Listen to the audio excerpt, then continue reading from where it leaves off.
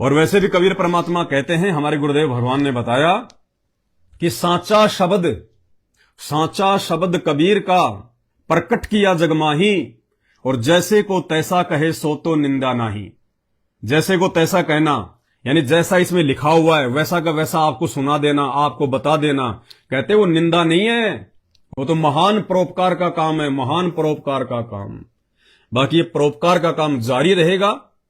ये काम हमारे परमपिता परमेश्वर सतगुरु रामपाल जी भगवान ने शुरू किया, और इस काम को उनके आदेश अनुसार, उनके वचन अनुसार हम भी पूरा करेंगे।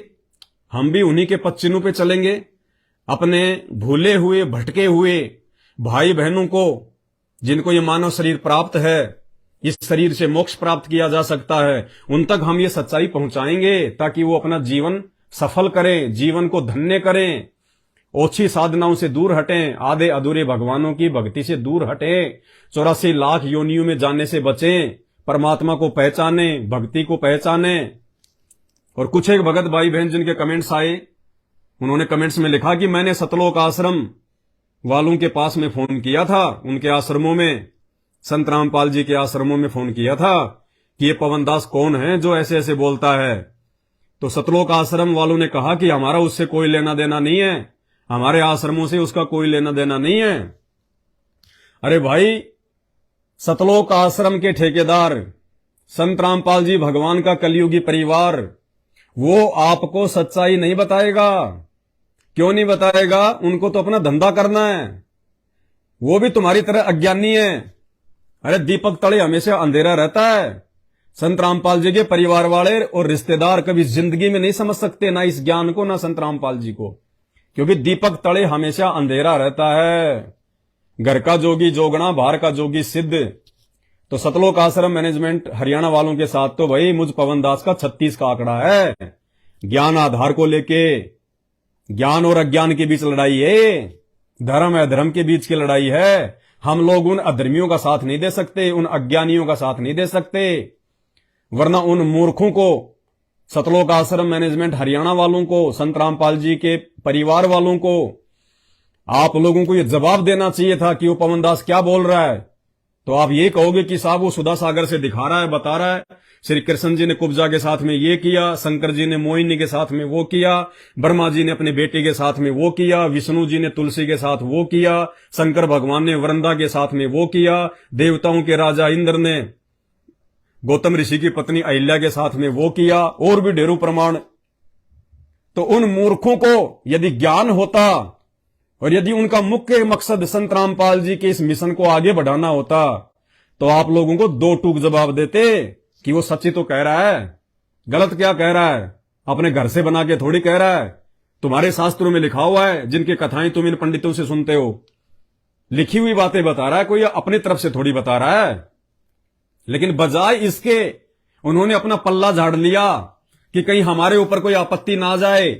बड़ी मुश्किल से हमने ये आश्रम तैयार किए हैं, अरबों रुपए लगा के, संगत को मूर्ख बना के। अब हमने पैसे भी तो निकालने हैं, जितना इन्वेस्ट किया है उतने हमने निकालने भी तो हैं मूर्ख संगत से। तो यदि हमने पवन दास का समर्थन कर दिया, इन शास्त्रों का समर्थन कर दिया, तो हमारा तो धंधा बंद हो जाएगा। कल ये लोग आके बैठ जाएंगे हमारे आश्रमों में, धरना दे देंगे, यहां पे मार पिटाइयां हो जाएंगी, लड़ाई झगड़े हो जाएंगे, मुकदमेबाजियां हो जाएंगी, हमारा तो धंधा बंद हो जाएगा, आश्रम बंद हो जाएंगे। तो सतलोक आश्रम मैनेजमेंट हरियाणा को, अर्थात संत रामपाल जी के कलयुगी परिवार को, संत रामपाल जी के ज्ञान से और मिशन से कोई लेना देना नहीं है। उनको केवल अपना धार्मिक धंधा करना, धंधा। और उनका परिवार नहीं चाहता कि हमारे को गालियां पड़े।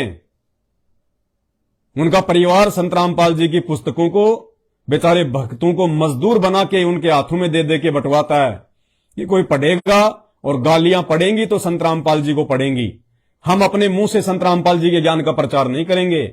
हम अपने मुंह से संत रामपाल जी से इन शास्त्रों के विषय में सच्चाई को जान के लाइव आके नहीं बताएंगे, वीडियो बना बना के लोगों को नहीं बताएंगे, नहीं दिखाएंगे। कहीं हमें गालियां ना पड़े, कई लोग हमें मां बहन की गालियां ना निकालें। इससे अच्छा है संत रामपाल जी को गालियां पड़ती रहे, लोग संत रामपाल जी की मां बहन करते रहें और हम उनके परिवार वाले शांति से बैठे रहें, अपना धंधा करते रहें। तो भाई सतगुरु का काम तो वो करेगा जो सतगुरु का असली बेटा बेटी होगा। जो सतगुरु का असली हंस होगा, जो सतगुरु का असली भगत होगा, सतगुरु का काम तो वो करेगा। और उसके बाद ना वो जेल जाने से डरेगा, ना वो मुकदमेबाजी से डरेगा। लड़ाई झगड़ा हम करते नहीं, गाली गलौच हम काटते नहीं, अपनी तरफ से शुरुआत हम करते नहीं। और यदि कोई शुरुआत करेगा तो गाली का जवाब गाली से नहीं देंगे, मारपीट का जवाब मारपीट से नहीं देंगे, ज्ञान का जवाब ज्ञान से देंगे कोर्ट में। ये हमें सतगुरु रामपाल जी भगवान ने सिखाया। और जिस सच्चाई को ऊपर उठाने के लिए संत रामपाल जी जेल में जाके बैठे हुए हैं, हमें उस जेल में जाके बैठने से कोई डर नहीं है, कोई परहेज नहीं है। और दास 2 बार जेल जाके आ चुका है इस सच्चाई को आप भाई बहनों तक पहुंचाने के लिए, 2 बार जेल जाकर आ चुका है। तो भाई ये झूठी धमकियां ये किसी और को देना। और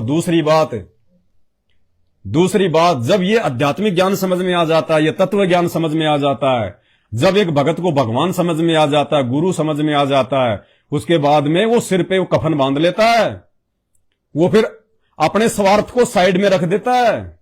वो फिर वही करता है जो उसके गुरु ने किया, और फिर उसके साथ भी वही होता है जो उसके गुरु के साथ हुआ। क्योंकि जो अपने गुरु के पद चिन्हों पे चलेगा उसके साथ तो वही होता है जो उसके गुरु के साथ हुआ। ये पहचान होती है एक असली शिष्य की, एक असली भगत की। यदि वो भगत अपने गुरु के पद चिन्हों पे चल रहा है तो उसका और जगत का ज्ञान और अज्ञान को लेकर 36 का आंकड़ा होता है। लेकिन इस सबसे बढ़ के एक बात और बता दूं आपको, ये हिम्मत हमें क्यों मिलती है, कहां से मिलती है? ये हिम्मत हमें इसलिए मिलती है कि हम जिस संत की शरण में हैं वो कोई लल्लो पत्तो भक्ति वाला संत नहीं है, वो कोई अंधा गूंगा बहरा संत नहीं है। 21 ब्रह्मांड का सर्वश्रेष्ठ महात्मा है, 21 ब्रह्मांड का सर्वश्रेष्ठ महात्मा, 33 करोड़ देवी देवता ब्रह्मा विष्णु महेश जिसके धूल के बराबर भी नहीं है, पैरों की धूल के बराबर भी, वो परम संत है परम पूज्य सतगुरु रामपाल जी भगवान। और इस परमेश्वर का वचन है कि बच्चों यदि मर्यादा में रह के तुम मेरे ज्ञान का प्रचार करोगे और मेरे दिखाए रास्ते पे चलोगे तो ये देवी देवता तो छोड़ो, भैरव भूत तो छोड़ो, यहां के आम प्राणी तो छोड़ो, साक्षात वो काल भी तुम्हारा कुछ नहीं बिगाड़ पाएगा। और 100 मीटर दूर खड़ा रहेगा तुमसे, 100 मीटर दूर। बच्चों मैंने तुम्हें हाथी पे बैठा दिया, हाथी पे ये ज्ञान देके, अपना आशीर्वाद देके। और हाथी पे बैठे हुए व्यक्ति को कुत्ता हानि नहीं पहुंचा सकता, कुत्ता नहीं काट सकता। यदि हाथी का असवार अपनी गलती से नीचे गिरेगा या कूदेगा तब जरूर वो कुत्ते पाड़ देंगे। तो हमें संत रामपाल जी भगवान ने अपना ज्ञान और आशीर्वाद देके हाथी पर बैठा रखा है। भौंकने वाले भौंकते रहेंगे, चिल्लाने वाले चिल्लाते रहेंगे, ज्ञान का जवाब ज्ञान से देंगे, मुकदमा करोगे तो कोर्ट में जवाब देंगे। और लिखा हुआ है जज तुम्हारी तरह कोई जल्दबाजी में फैसला करने वाले नहीं होते। जज तुम्हारी तरह चाहे वो किसी की भी पूजा क्यों ना करता हो, वो अपने ये सोचकर कि ये मेरे इष्ट के बारे में मुकदमा आया है, वो ये सोचकर फैसला नहीं देता कि ये मेरे इष्ट के बारे में ऐसा बोला हुआ, ऐसा लिखा हुआ है। जज का काम होता है जजमेंट करना, सही और गलत को सुन के फिर उसका कहां प्रमाण है, कहां उसका सबूत है, उस बात को देख के जजमेंट देना। तो जज तुम्हारी तरह अंधा नहीं होता है। तो जज को जब ये देखेगा श्री सुधा सागर, सुख सागर, जिसमें स्पष्ट लिखा हुआ है श्री कृष्ण जी और कुब्जा के रंगरेलियों के विषय में, अरे क्यों छुपाया गया इन बातों को?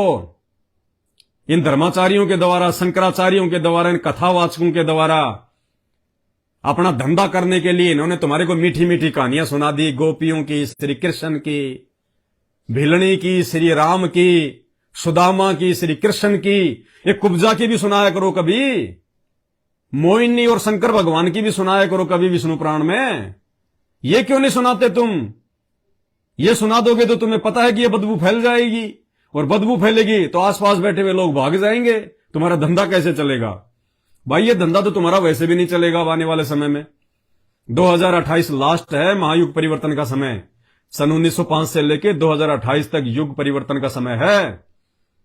मुश्किल से 1-2 साल और तुम्हारा धंधा चलेगा, मुश्किल से 1-2 साल। उसके बाद ये जनता ही तुम्हें जूते मार मार के भगाएगी, जूते मार मार के। तुम्हारे पास में, धर्मगुरुओं के पास में और संत रामपाल जी के परिवार के पास में केवल 2 ही ऑप्शन रहेंगे, या तो अपनी गलतियों की समायाचना संत रामपाल जी के चरणों में पढ़ के नाक रगड़ के करो, या फिर संत रामपाल जी के मार्ग को छोड़ के कहीं विदेश भाग जाओ, वरना तुम्हारे फॉलोवर, तुम्हारे अनुयायी, इन नकली धर्मगुरुओं को तो इनके ये संगत वाले ही जूते मार मार के समझाएंगे कि मूर्खो, है तुम कहते हो कि हमने संस्कृत के जो है हमने ये श्लोक पढ़ रखे हैं, हमने संस्कृत में बहुत ज्यादा अध्ययन कर रखा है, तुमने सारे श्लोक जो है मुग्ध माने याद कर रखे हैं, तुम्हें सार का पता ही नहीं शास्त्रों में लिखा क्या हुआ है, तुमने हमारे मानव जीवन को बर्बाद कर दिया। ये तुम्हारे फॉलोवर जब संत रामपाल जी के तत्व ज्ञान से परिचित हो जाएंगे, ये तुम्हें जूते मारेंगे। और इधर संत रामपाल जी का परिवार जो भोली संगत को मूर्ख बना के, और वर्तमान समय जो भक्तों को भक्ति करवाने का समय था, मर्यादाओं में रखने का समय था, ज्यादा से ज्यादा जो है परमात्मा के मंत्रों का जाप करवाने का समय था, उस समय को इन्होंने आश्रम बनवा बनवा के भक्तों को वहां पे मजदूर बना के लाइन में खड़ा कर रखा है। सीमेंट के कट्टे उठवाए जा रहे हैं उनसे, धर्म को धंधा बनाया जा रहा है। तो आने वाले समय में यह संगत स्प्रिंग को एक हद तक दबाया जा सकता है। कितना दबाओगे स्प्रिंग को? तुम्हारे झूठे पाठों से, तुम्हारी झूठी ज्योतियों से, तुम्हारे झूठे झाड़े लगाने से, झूठे भंडारे करने से ये प्रारब्ध के कर्म नहीं कटते। तुमने सबकी मर्यादा तोड़वा रखी है, क्योंकि तुम खुद मर्यादाओं में नहीं हो। तुम सबसे बड़े मर्यादा विहीन हो, संत रामपाल जी के परिवार वाले और ये कोऑर्डिनेटर सबसे बड़े मर्यादा विहीन। और तुम्हारी कुसंगति करके संगत कब तक सुखी रहेगी? इन बेचारों की पिछली बैटरी चल रही है, थोड़े बहुत इनके पुण्य चल रहे हैं जो कभी इन्होंने मर्यादा में रह के भक्ति की थी, लेकिन कब तक चलेंगे? स्प्रिंग को कब तक दबाओगे? तुम्हारे साथ वो बनेगी जो कमाल के साथ में बनी थी। अंत में क्या हुआ था? सुबह 4 बजे लोग दूध की जगह पानी डाल डाल के चले गए ड्रम में। तुम सतलोक आश्रम वालों के साथ में वो बनेगी आने वाले समय में। तब तुम लोग शर्मिंदा होगे और नीची गर्दन करोगे फिर तुम।